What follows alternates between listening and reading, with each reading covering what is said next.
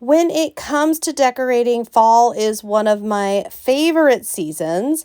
And hello, Flaum here. We are going to decorate a wooden apple. So I have traced the wooden apple onto one piece of paper. And then as you can see, I have another piece of paper that's what I'm actually going to draw my design. So what I want to do here is to write hello fall, but have it be perfectly sized for the apple exactly how I want it, get my letters how I want them.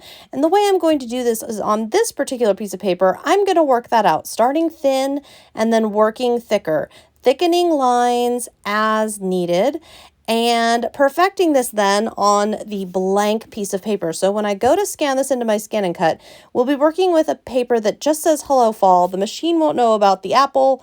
That's totally separate. To do so, we're going to do scan to cut data, because this is data we would like to turn into a cut file, and we want inside and out because we want the insides of the letters.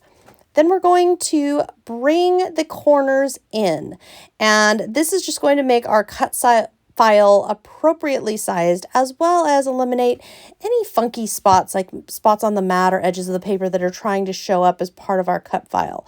If need be, ignore object size if you have any little bits or pieces showing up there. Then save either to a USB, send to your computer, or as I'm going to do, save to your machine.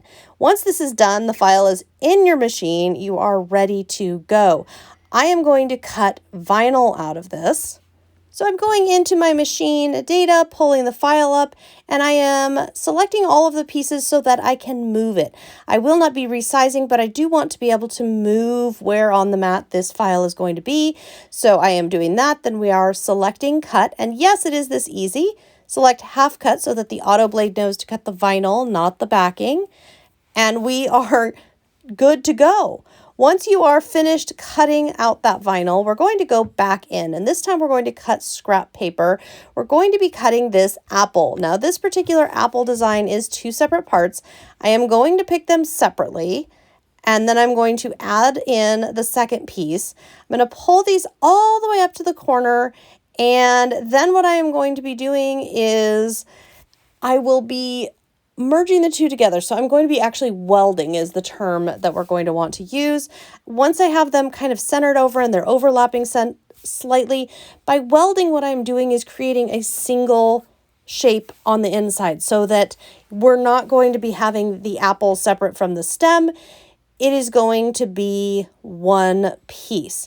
Then I am going to add a few of these. I'm also going to resize it. That's far too large. It was great size to do the welding. Now I want to make it much smaller. I also want to add several of these because I would like to have a stencil.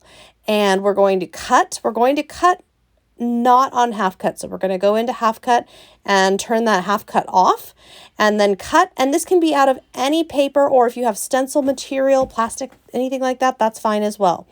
So here you have my apples, and now we are going to start actually assembling this project.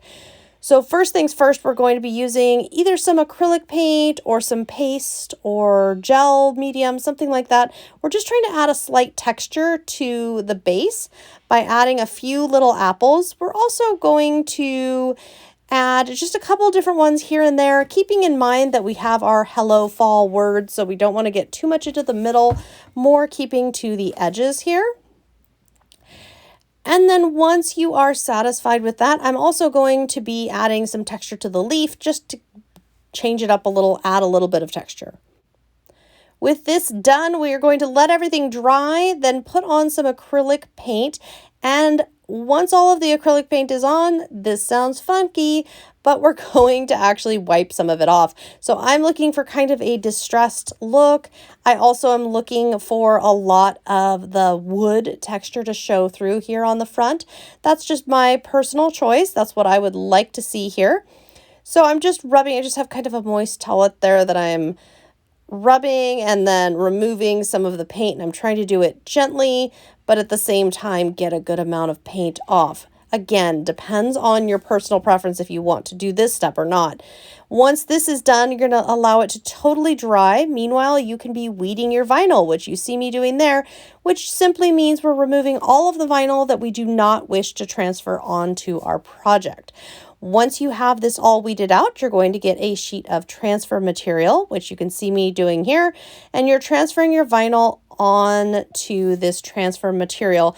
And what that's going to do is allow you to place this vinyl sticker in whole as it stands directly onto your project, and you're going to be able to do so easily without any worries about things wrinkling or bubbles or, any of the funky things that can happen with big, delicate stickers like this.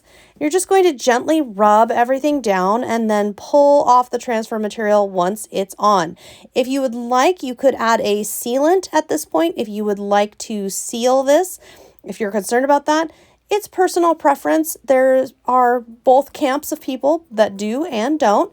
And finally, if you have any other decorations, or in my case, I'm just putting a coat of white paint on the back and on the sides to help it pop, make it really stand out. This nice thick apple is going on my shelf. I certainly do love fall crafting, and I hope you have enjoyed today's tutorial.